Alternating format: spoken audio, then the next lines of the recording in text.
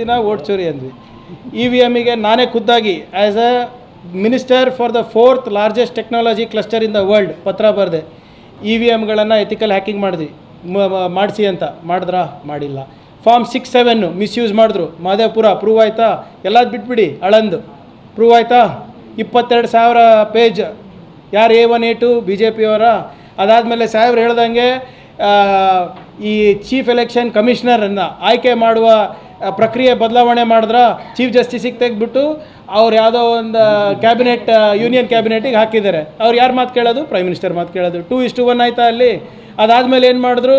Judicial immunity ತಂದರು chief election ಕಮಿಷನರಿಗೆ. ಏನಾದರೂ ಅವರು ಈ ಎಲೆಕ್ಷನ್ ಪ್ರಕ್ರಿಯೆ ಮಾಡಬೇಕಾದಾಗ ಅವ್ರು ಏನೇ ಮಾಡಿದ್ರೂ ಕೂಡ ಯಾವ ಕೋರ್ಟ್ನಲ್ಲೂ ಯಾರೂ ಪ್ರಶ್ನೆ ಮಾಡೋಂಗಿಲ್ಲ. Judicial immunity for a constitutional ಬಾಡಿಗೆ ಅನ್ಕಾನ್ಸ್ಟಿಟ್ಯೂಷನಲ್ ಪವರ್ಸ್ ಕೊಟ್ಟರು. ಅದಾದಮೇಲೆ ಏನು ಮಾಡಿದ್ರು? 70 ಜನ MP ಗಳಿಗೆ ಹೊರಗೆ ಹಾಕ್ಬಿಟ್ಟು ಈ ಬಿಲ್ಲನ್ನು ಪಾಸ್ ಮಾಡಿದ್ರು. ತಮ್ಗೆ ನೆನಪಿರ್ಬೋದು, ಅದು ಸಂವಿಧಾನಿಕವಾಗ. ಅದಾದಮೇಲೆ ಅಂತಂದರು, ನಿಮಗೆ SIR ತಂದರು. ಬಿಹಾರ್ನಲ್ಲಿ ಒಂದು ಸಣ್ಣ ಪ್ರಯೋಗ ನಡೆಸಿದ್ರು, ಸಕ್ಸಸ್ ಆಯಿತು.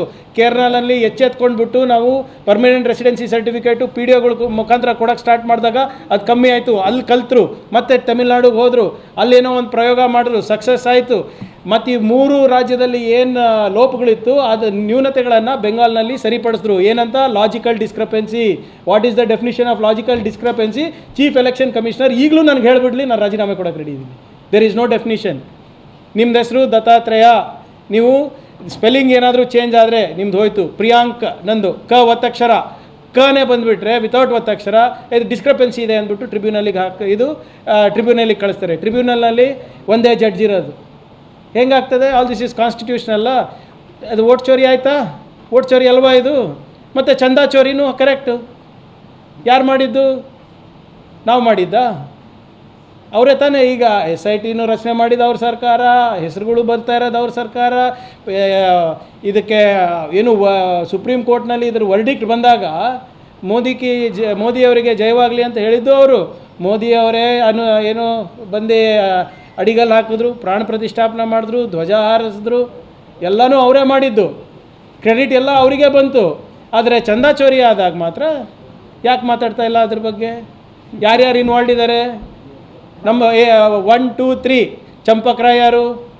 ನಿಮ್ಮ ಯಾವುದು ಗಣೇಶ್ ಜಿ ಅಂತೆ ಸರ್. ಇವರಿಗೆಲ್ಲ ದೇವ್ರ ಹತ್ರ ಕಳ್ತನ ಮಾಡಿಬಿಟ್ಟು ಜಿ ಬೇರೆ ಇವರಿಗೆ. ಕರ್ನಾಟಕದವ್ರ ಹೆಸರು ಹಾಳು ಮಾಡೋಕ್ಕೆ ಬಂದಿರೋದು ಇವರು. ಮತ್ತು ಇನ್ನೊಬ್ಬ ಮಿಶ್ರಾ. ಎಲ್ಲ ಜಿಗಳೇ, ಎಲ್ಲ ಜಿನೂ ಹಿಂಗೆ ರೀ. ಮೋಹನ್ ಜಿ, ಹೊಸಬಾಳೆ ಜಿ ಎಲ್ಲ. ಈಗ ಸಮಾಜದಲ್ಲಿ ವಿಷ ಬೀಜ ಬಿಟ್ಬಿಟ್ಟು ಜಿ ಬೇರೆ ಅನ್ಸ್ಕೊಳೋದು ಇವರು. ಬಿಟ್ಬಿಡಿ. ನಾವು ಹೇಳ್ತಾ ಇರೋದು ವೋಟ್ ಚೋರಿನೂ ಪ್ರೂವ್ ಆಗಿದೆ, ನಿಮ್ಮ ಚಂದಾ ಚೋರಿನೂ ಪ್ರೂವ್ ಆಗಿದೆ.